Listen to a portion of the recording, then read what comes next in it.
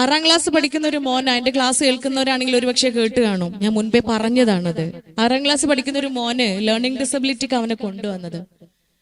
അവനായിട്ട് നല്ല ഫ്രണ്ട്ലി ആയതിനു ശേഷം അവൻ എൻ്റെ അടുത്ത് പറഞ്ഞു, ഡോക്ടറെ ഞാനൊരു സാധനം കാണിച്ചു തരട്ടെ. പോക്കറ്റിൽ നിന്ന് ഒരു കുഞ്ഞൊരു പാക്കറ്റ് എടുത്തിട്ട്, ഒരു വെള്ള കളർ പൊതി എടുത്തിട്ട് എന്റെ കയ്യിൽ വെച്ച് തന്നു.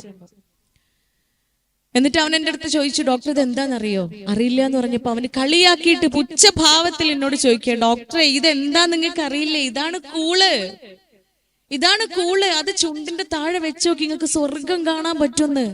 തമ്പുരാനെ, ഞാൻ ഞെട്ടിപ്പോയി. കാരണം ഈ പറഞ്ഞ സ്വർഗത്തിന് വേണ്ടിയിട്ടല്ല നമ്മൾ കഷ്ടപ്പെടുന്നത്. ഞാനൊരു മുസ്ലിം മതവിശ്വാസിയാണ്.